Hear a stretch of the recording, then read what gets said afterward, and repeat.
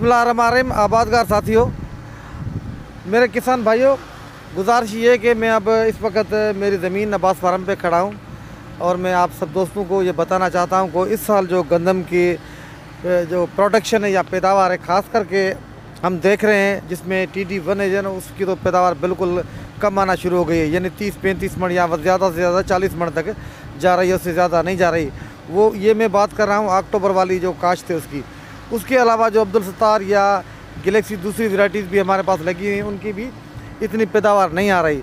इस साल पैदावार ना आने की जो वजह है, तो मैंने 2 महीने पहले जब ये हमारा क्रॉप 60 दिन का था, उसी वक्त मैंने दोस्तों को आगाह किया था कि जो गंदम के जो ऊपर जो ये जिसे हम सिंधी में कहते हैं जगह तुहथन था, वो वाइट कलर के हो रहे थे। यानी उनके जो रंग था वो ग्रीन से हट के वाइट कलर में हो रहा था। तो उसी वक्त हमने कहा था ये पता नहीं कौन सी बीमारी है, लेकिन दोस्तों ने कहा, किसी ने कहा कि आपने यूरिया का छटरा किया है, वो उसके अंदर फंस गया है, कि उन्होंने कहा कि ये होता रहता है, कुछ नहीं है।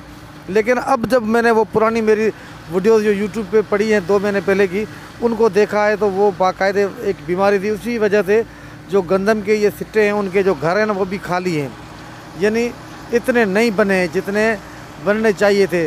यानी लास्ट ईयर और इसी साल में जो ये अपना सिट्टा है, उसका भी बड़ा फ़र्क है। बहरहाल मजमूई तौर करने का मकसद ये है कि इस साल सरसों की पैदावार भी कम आ रही है, तो इसकी पैदावार जो गंदम की है वो भी। मैं शहदादपुर एरिया से बात कर रहा हूँ, लेकिन मुझे टेलीफोन पूरे सिंध से आ रहे हैं।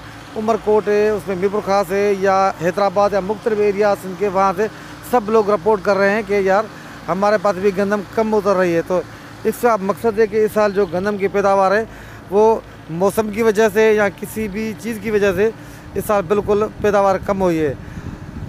बहरहाल हम मेहनत करेंगे इंशाल्लाह ताला। आगे सामने काटन का क्रॉप है, उस पर जदोजहद करते हैं, जो अल्लाह को मंजूर होगा वही मिलेगा, लेकिन हम मेहनत तो नहीं छोड़ेंगे। आप दोस्तों की बड़ी मेहरबानी।